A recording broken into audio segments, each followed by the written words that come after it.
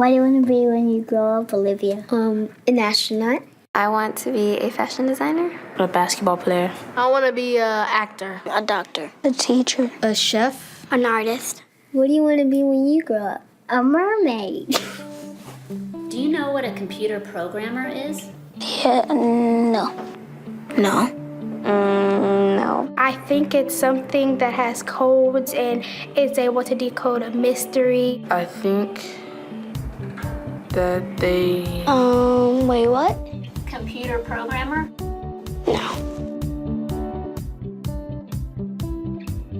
Nowadays, just about everything requires some form of programming. So, what is it? Programming is basically explaining to a computer what you want it to do for you. When you're programming, you're teaching possibly the stupidest thing in the entire universe, a computer, how to do something. Programming is one of the only things in the world that you can do where you can sit down and just make something completely new from scratch, you know, whatever you want. It's really not unlike kind of playing an instrument or something, or playing a sport. It starts out being very intimidating, but you kind of get the hang of it over time. Coding is something that can be learned, and I know it can be intimidating. A lot of things are intimidating, but what isn't? A lot of the coding that people do is actually fairly simple. It's more about the process of breaking down problems than, sort of coming up with complicated algorithms as people traditionally think about it. Well, if it's fairly simple, why aren't there more of us doing it? Over the next 10 years, there will be 1.4 million jobs in computer science, and only about 400,000 grads qualified for those jobs. That's a shortage of 1 million people. So, how do you start?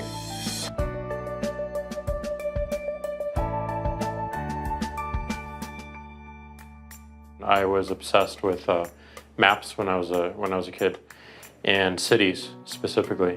So I taught myself how to program. I had a very clear goal of what I wanted to do, which is to see a map of the city on my screen and play with it. Put things on the map, move things around the map. See what was happening in the city, how it worked, how it lived, how it breathed. The best early thing was actually using software to decide when the classes in my school would meet, and that put me in a position to decide which girls were in my class. The first program I wrote asked things like, what's your favorite color? Or how old are you? I first learned how to make a green circle and a red square appear on the screen. The first time I actually had something come up and say, hello world, and I made a computer do that. It was just astonishing. When I finally learned a little bit of programming, that blank wall resolved into a bunch of doors, and you open them, and finally you start to open enough doors that the light comes in. And to me, a finished program is like a structure filled with light. All the corners are illuminated. You understand the structure of it. It's a really serene feeling to have completed that.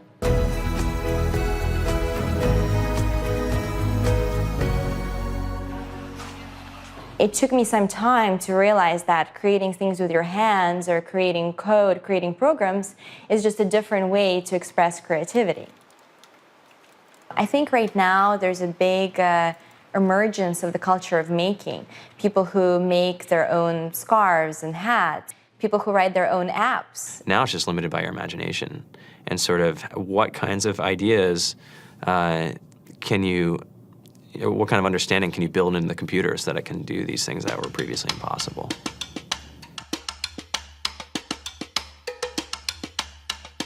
All great things are built in teams when you collaborate with other smart people.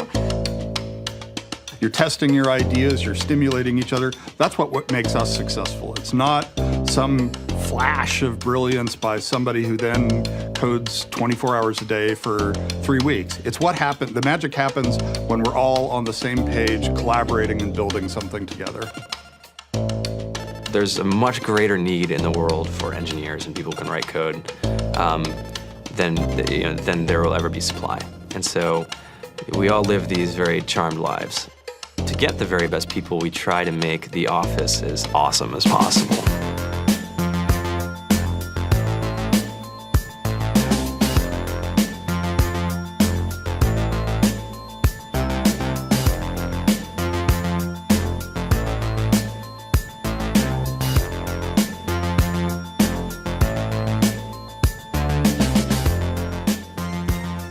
have a fantastic chef, Free food, breakfast, lunch, and dinner. free laundry, snacks, even places to play and video games and scooters. There's all these kind of interesting things around the office and places where people can play or relax or go to think or play music or be creative. I went on the Bureau of Labor Statistics for the United States, and there's about a third of the pie that's all the things you would expect. It's, they're working in the government, they're working in typical technology jobs. But then, like, the rest of the pie, and it was the majority of the pie, just split down into these little teeny slices of every industry imaginable. And what it is, computers are everywhere. You want to work in agriculture? Do you want to work in entertainment? Do you want to work in manufacturing? It's just all over.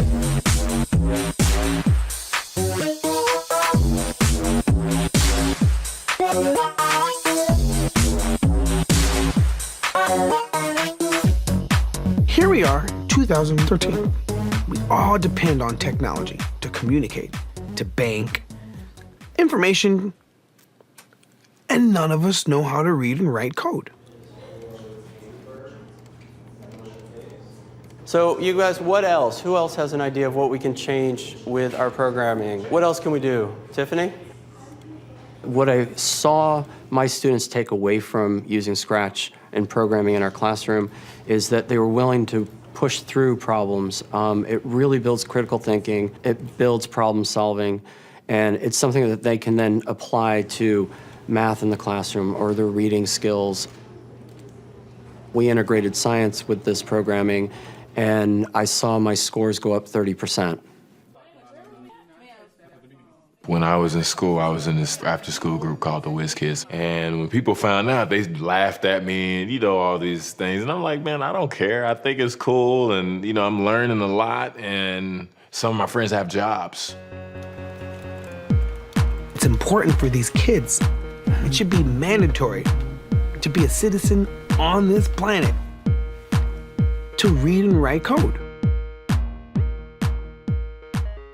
I just think you have to start small, right? And I think that's one of the biggest misconceptions about computer science and programming overall is that you have to learn this big body of information before you can do anything. You don't have to be a genius to know how to code. You need to be determined. Addition, subtraction, that's about it. You should probably know your multiplication tables.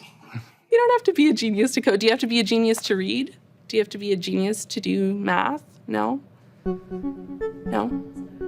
I think if someone had told me that software is really about humanity, that it's really about helping people by using computer technology, it would have changed my outlook a lot earlier. Whether you're trying to make a lot of money or whether you just want to change the world, computer programming is an incredibly empowering skill to learn. To be able to actually come up with an idea and then see it in your hands and then be able to press a button and have it be in millions of people's hands. I think we're the first generation in the world that's really ever had that kind of experience. The programmers of tomorrow are the wizards of the future. You're going to look like you have magic powers compared to everybody else. I think it's amazing. I think it's the closest thing we have to a superpower. Great coders are today's rock stars. That's it.